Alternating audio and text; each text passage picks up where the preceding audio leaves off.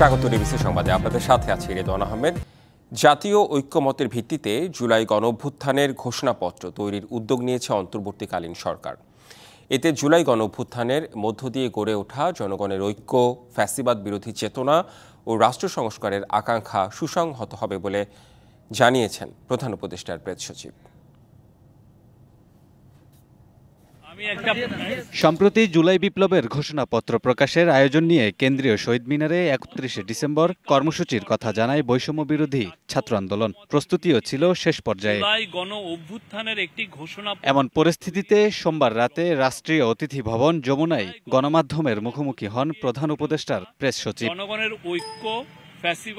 জানান, গণঅভ্যুত্থানে নেতৃত্ব দেয়া বৈষম্য বিরোধী ছাত্র আন্দোলন, রাজনৈতিক দলসহ সব পক্ষের মতামতের ভিত্তিতে সরকারিভাবে প্রস্তুত করা হবে ঘোষণাপত্র।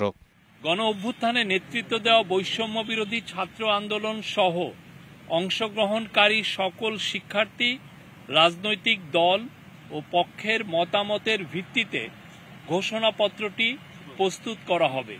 আমরা আশা করছি সকলের অংশগ্রহণের মাধ্যমে কিছুদিনের মধ্যে সর্বসম্মতিক্রমে এ ঘোষণাপত্র প্রস্তুত করা হবে। এই ঘোষণার পর জরুরি আলোচনায় বসে বৈষম্য বিরোধী ছাত্র আন্দোলনের কেন্দ্রীয় নেতারা। মঙ্গলবারের কর্মসূচি নিয়ে দেশের বিভিন্ন অঞ্চলের নেতাকর্মীদের সাথে যোগাযোগের পর এখান থেকে আসবে পরবর্তী সিদ্ধান্ত এবং জাতির সামনে উপস্থাপন করা হবে। Kamrul Hasan, DBC news, Dhaka. জুলাই বিপ্লবের ঘোষণাপত্র প্রকাশ ও মঙ্গলবারের কর্মসূচি নিয়ে চলছে বৈষম্য বিরোধী আন্দোলনের বৈঠক। সেখান থেকে বিস্তারিত জানাচ্ছেন মোহাম্মদ আল হাসিব। আল হাসিব, আপনার কাছে জানতে চাই যে কর্মসূচি নিয়ে সেখানে নিশ্চয়ই বৈঠক চলছে, সেই বিষয়টি জানাবেন। এখন পর্যন্ত আসলে সিদ্ধান্ত কি, আপনি শেষ পর্যন্ত কি জানতে পেরেছেন?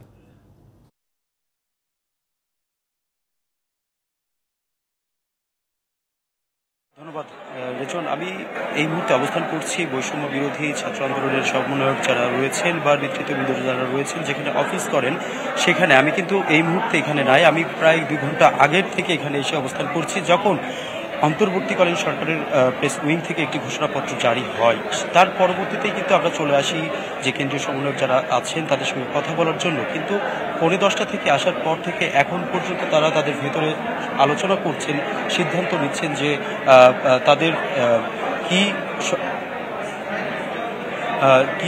সঠিকভাবে তারা আসলে সিদ্ধান্ত নিতে পারছেন কি পারছেন না। এর আগে কিন্তু আমি আরেকটু জানিয়ে রাখি আপনাকে যে 10:45 থেকে তারা মূলত তাদের বৈঠকটি শুরু করলেও পরবর্তীতে কিন্তু আসলে তাদের কেন্দ্রীয় সমন্বয়কের মধ্যে যারা ছিলেন, উমামা, নুসরাত, তাবাসসুম, এরাও কিন্তু পরবর্তীতে প্রায় কেউ 10টায়, কেউ 10:15, কেউ 10:30টার দিকে এসেছেন এবং আসার পরবর্তীতে আমরা দেখেছি এক পর্যায়ে কিন্তু প্রায় এখন থেকে আরও আধা ঘন্টা আগে দেখেছি আমরা জাতীয় নাগরিক ঐক্য কমিটিও এসেছেন এবং সবকিছু মিলিয়েই তারা সিদ্ধান্ত নিচ্ছেন। যখন জুলাই আগস্টের ঘোষণাপত্রের যেই নিউজটি আসলে ছড়িয়ে পড়েন, যেখানে তার পরবর্তীতে কিন্তু আসলে বৈষম্য বিরোধী ছাত্র আন্দোলনের বিভিন্ন জেলা থেকে যে সকল শিক্ষার্থীরা আগামীকালকের জন্য আসছিলেন, সেই সকল শিক্ষার্থীরা কিন্তু বা যে সকল আন্দোলন কর্মীরা বলা যেতে পারে বা ছাত্ররা বলা যেতে পারে, তারা কিন্তু আসলে এই ঢাকার উদ্দেশ্যে রওনা দিচ্ছিলেন। এক পর্যায়ে যখন এই ঘোষণাপত্রটি জানানো হয়, তার পরবর্তীতে থেকে কিন্তু এই অফিসের যারা যে সকল কর্মীরা ছিলেন আগামীকালকের জন্য প্রস্তুতি নিচ্ছিলেন, তারা কিন্তু আসলে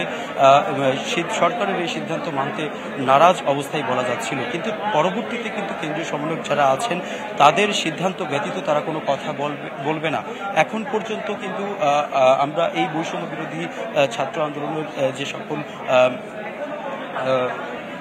নেতৃত্ববৃন্দ যেখানে বসে সেখানে এসে দেখছি, আমরা জানি যে এর আগে জুলাই আগস্টে বেশ যে গণহত্যা এবং যে সকল তাণ্ডব হয়েছিল তার ভিত্তিতে কিন্তু এই বৈষম্য বিরোধী ছাত্র আন্দোলনের সার্জিস হাসনাত এবং এর পাশাপাশি কিন্তু আসলে কেন্দ্রীয় সমন্বয়ক যারা ছিলেন তারা সমন্বয় করছিলেন এবং এখন পর্যন্ত কিন্তু একটি পর্যায়ে কিন্তু আসলে আজকের যে ঘোষণাপত্রটি জারি হয়েছে সেই তার পরবর্তী থেকে কিন্তু বৈষম্য বিরোধী যে সকল ছাত্র আন্দোলনের যারা ছিলেন তারা সকলেই কিন্তু এই বিষয়টি সিদ্ধান্ত মানতে নারাজ এবং আমরা চেষ্টা করেছিলাম যে তাদের অভ্যন্তরে যে বৈঠক চলছে সেখানে কথা বলার জন্য, সেই কথা বলার জন্য গেলেও তখন কিন্তু আসলে আমরা দেখতে পেয়েছি যে আসলে তারা এমনটি জানিয়েছেন যে এই মুহূর্তে কোনো সিদ্ধান্ত তারা মিডিয়াতে দিতে চাচ্ছেন না।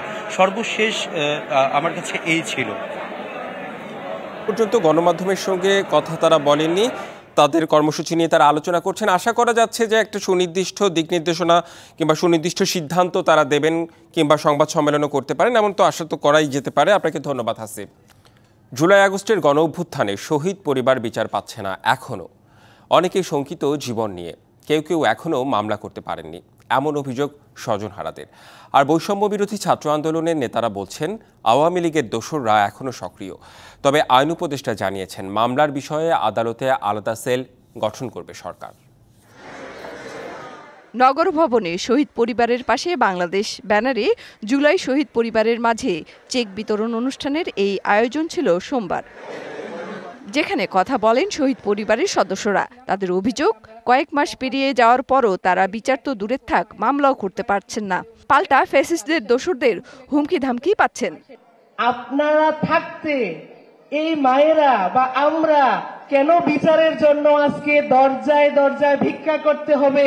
অনুষ্ঠানে বৈষম্য বিরোধী ছাত্র আন্দোলনের নেতারা জানান, জুলাই হত্যার সাথে পুলিশ প্রত্যক্ষ ও পরোক্ষভাবে জড়িত। শহীদ পরিবার মামলা করতে গেলে যারা সমঝোতা করার চেষ্টা করে তাদের বিরুদ্ধেও ব্যবস্থা নেওয়া হবে।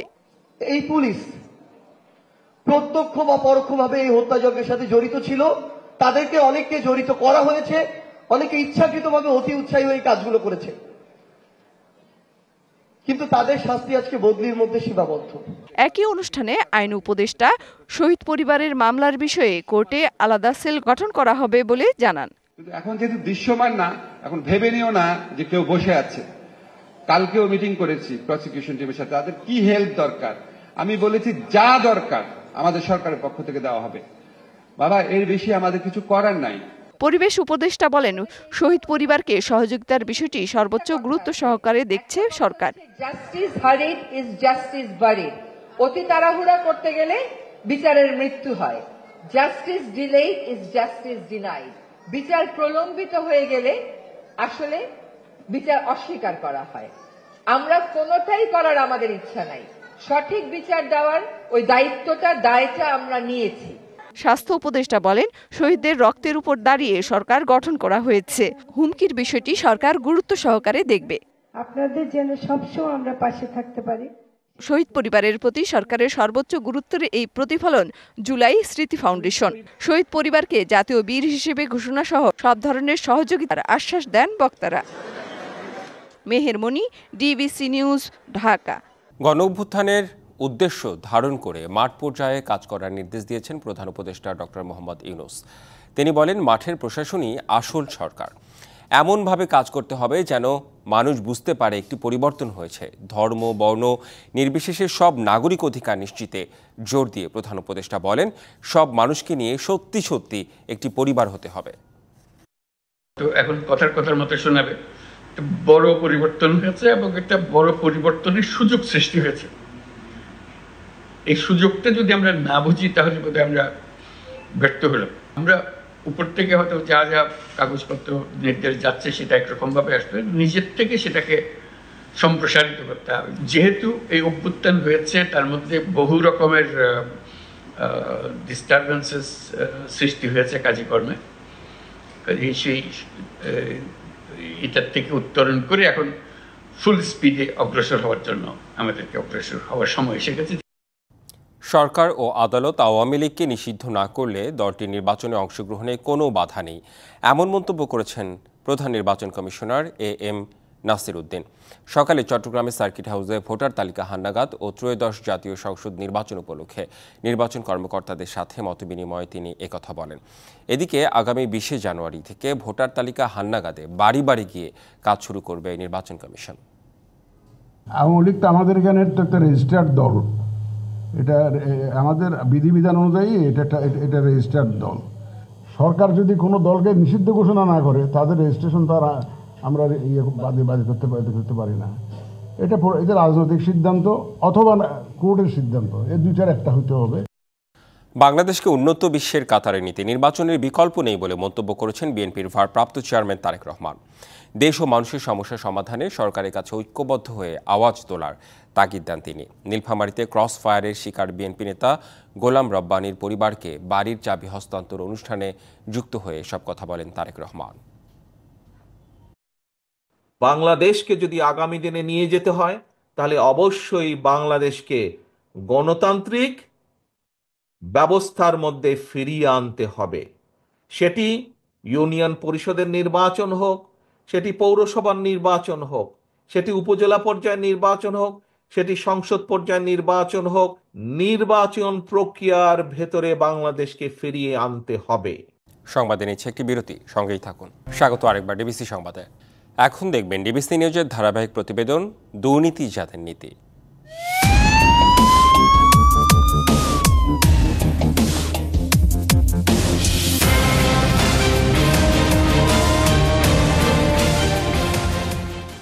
বরগুনার দাদাখ্যাত ধীরেন্দ্র দেবনাথ শম্ভু ছিলেন জেলার অঘোষিত সম্রাট। নিয়োগ, বাণিজ্য, টিআর, কাবিখা সহ এমন কোনো উন্নয়ন প্রকল্প নেই যেখান থেকে টাকা ও কমিশন পেতেন না তিনি। সরকারি জমির পাশাপাশি দখল করেছেন নিরীহ মানুষের জমি। মাদক ব্যবসা নিয়ন্ত্রণ করে কোটি কোটি টাকার মালিক হয় তার ছেলে সুনাম দেবনাথ। ধীরেন্দ্র দেবনাথ শম্ভুর বিরুদ্ধে এমন হাজারো অভিযোগ রয়েছে বরগুনায়। বরগুনা 1 থেকে 5 বারের এমপি ধীরেন্দ্র দেবনাথ শম্ভু 30 বছর ধরে জেলা আওয়ামী লীগের সর্বেসর্বা তিনি। এ সময় তিনি সাধারণ সম্পাদক ও সভাপতির পদে ছিলেন। বরগুনায় দাদা হিসেবে পরিচিত ছিলেন শম্ভু। দাদাগিরি করে 3 দশকের বেশি সময় ছিলেন জেলার মুকুটহীন সম্রাট। বছরের পর বছর ধরে প্রভাবশালী এ নেতা ও তার পরিবারের ইশারায় অবর্তিত হয়েছে বরগুনার উন্নয়ন প্রকল্প ও রাজনীতি। স্বজনদের দলীয় পদে বসিয়ে তৈরি করেছিলেন নিজস্ব বলয়। তার স্ত্রী মাধবী দেবনাথ জেলা মহিলা আওয়ামী লীগের সভাপতি, ছেলে সুনাম দেবনাথ জেলা আওয়ামী লীগের বিজ্ঞান ও প্রযুক্তি বিষয়ক সম্পাদক, ছেলের শ্বশুর জেলা আওয়ামী লীগের কোষাধ্যক্ষ এবং চাচা শ্বশুর প্রচার সম্পাদক। ভাইরা সিদ্দিকুর রহমানকে বানান উপজেলা আওয়ামী লীগ সভাপতি ও ইউপি চেয়ারম্যান। অভিযোগ আছে শম্ভুর ছেলে সুনাম দেবনাথ মাদক কারবার ও সন্ত্রাসী কর্মকাণ্ডে জড়িত ছিল। মাদক কারবারের মাধ্যমে কোটি কোটি টাকার মালিক হন তিনি। অভিযোগ, বরগুনার চাঞ্চল্যকর রিফাত শরীফ হত্যাকাণ্ড এবং কিশোর গ্যাং লিডার নয়ন বন্ডের ক্রসফায়ারের ঘটনাও মাদক ব্যবসার কারণেই হয়েছিল। গাঁজা, মদ দিয়ে বা গঠফাদ হিসেবে আখ্যা দিচ্ছে, কোটি টাকা আয় করছেন তার ছেলে। বরগুনার যুব সংসদকে ধ্বংস করে ফেলছে তার ছেলে। ভূমি দখল থেকে শুরু করে মাদকের অভয়ারণ্য গড়ে তোলার জন্য তারাই একমাত্র নেপথ্যের কারিগর ছিল।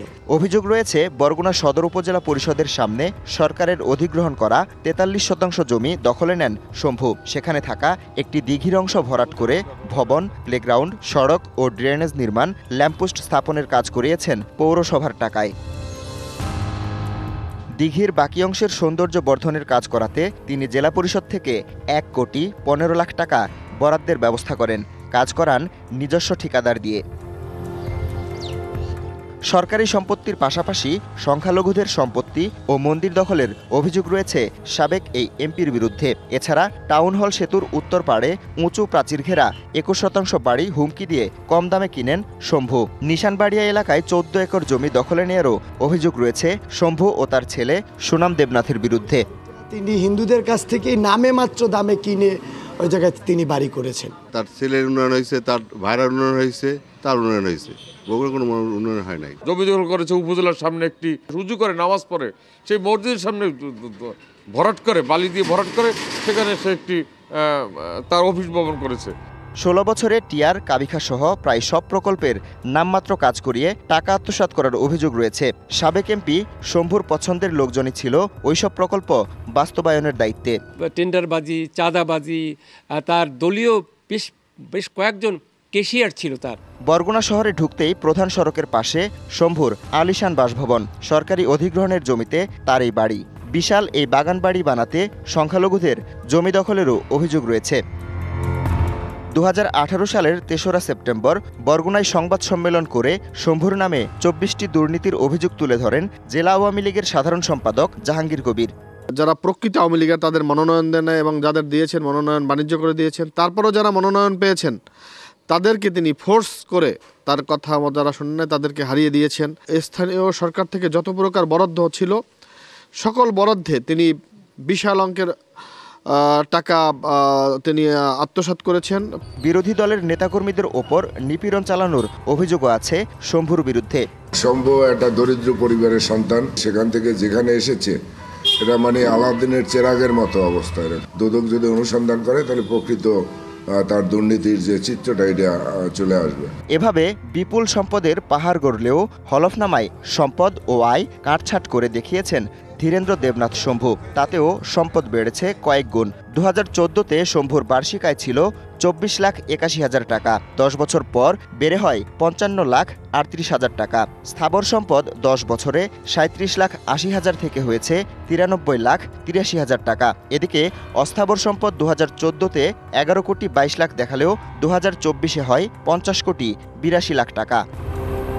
5ই আগস্ট আওয়ামী লীগ সরকারের পতনের পর থেকে তিনি আত্মগোপনে চলে যান। পরে রাজধানীর উত্তরা থেকে তাকে গ্রেপ্তার করে। এর আগে অবৈধভাবে 500 কোটি টাকার সম্পদ অর্জনের অভিযোগ অনুসন্ধান শুরু করে দুর্নীতি দমন কমিশন। DBC news desk.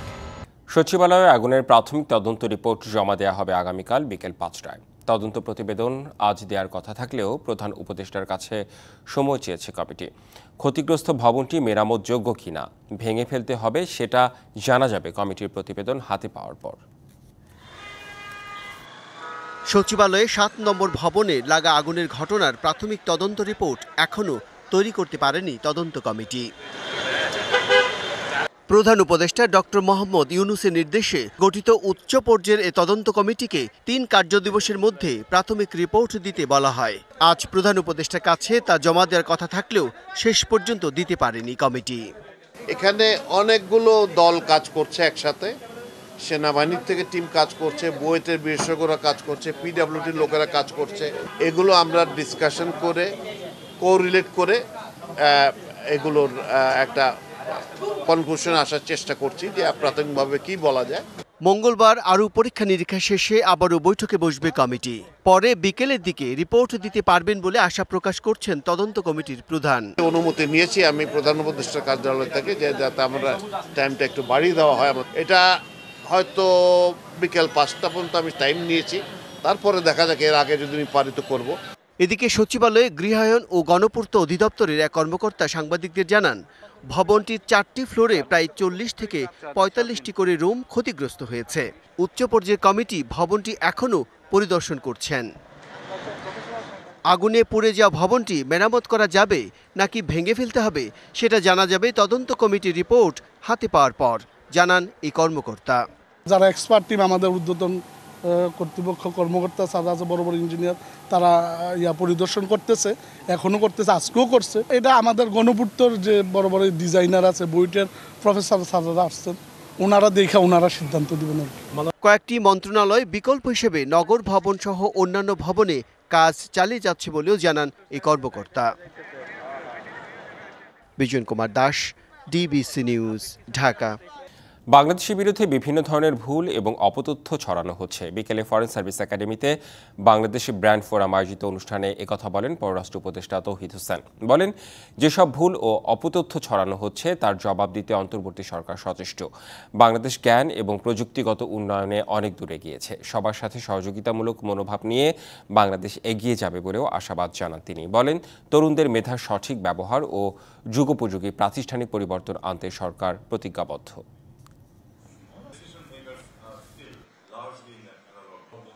বর্তমান অন্তর্বর্তী সরকার একটি অর্থপূর্ণ সংস্কার করছে দ্রুতই, কারণ তরুণ জনগোষ্ঠী অভ্যুত্থানের মাধ্যমে সরকারকে এই দায়িত্ব দিয়েছে। এই সংস্কার হবে স্বচ্ছতা বৃদ্ধি, জবাবদিহিতা তৈরি এবং দক্ষ প্রাতিষ্ঠানিক কাঠামো তৈরির জন্য। দেশে উৎপাদিত ফল ও সবজিতে কীটনাশক ব্যবহারের হার বেশি। এর কারণ কৃষকরা পোকানাশক ব্যবহারে সাধারণ নিয়মকানুন অনুসরণ করেন না। রাজধানী শাহবাগে বাংলাদেশ নিরাপদ খাদ্য কর্তৃপক্ষ বিএফএসএ কার্যালয়ে আয়োজিত মিট দ্য প্রেস অনুষ্ঠানে এসব কথা বলেন ঢাকা বিশ্ববিদ্যালয়ের খাদ্য ও পুষ্টি ইনস্টিটিউটের অধ্যাপক ডক্টর রুহুল আমিন। বলেন, দেশে উৎপাদিত কোন খাদ্য কতটুকু নিরাপদ তা জানা যায় না। অনুষ্ঠানে বিএফএসএ চেয়ারম্যান বলেন, নিরাপদ খাদ্য নিশ্চিত করতে বিদেশি অনুদানে ঢাকা, চট্টগ্রাম ও খুলনায় আরও 3টি ল্যাব প্রতিষ্ঠার কাজ চলছে। স্কাউটদের আমরা প্রশিক্ষণ দিতে পারছি, কিন্তু খাদ্য ব্যবসায়ীদের প্রশিক্ষণ দেওয়া, খাদ্য ব্যবসায়ীদের উদ্যোগে সেটা আমরা অনুরোধ জানাচ্ছি। আশা করি হয়তো আর একটু আমরা তাদের সাথে যোগাযোগ করলে এই বিষয়টার প্রশিক্ষণ দিতে হবে। তারা নিজেরা উদ্যোগী হয়ে যদি প্রশিক্ষণ দেয় তাহলে এটা একটু বেশি ইফেক্টিভ হবে এবং আরও বেশি কার্যকর হবে। মার্কেন্টাইল ব্যাংকের মেহেরপুর উপশাখার উদ্বোধন হয়েছে। সকালে ব্যাংকের প্রধান কার্যালয় থেকে ভার্চুয়ালি যুক্ত হয়ে নতুন এই উপশাখার উদ্বোধন করেন ব্যাংকের ব্যবস্থাপনা পরিচালক মতিউল হাসান। অনুষ্ঠানে উপস্থিত ছিলেন ডিএমডি মোহাম্মদ জাকির হুসাইন, আদিল রায়হান, অসীম কুমার সাহা, মোহাম্মদ জাহিদ হোসেন। আধুনিক ও সহজ ব্যাংকিং সেবা দিতেই উপশাখা বাড়ানো হচ্ছে জানিয়েছে কর্তৃপক্ষ।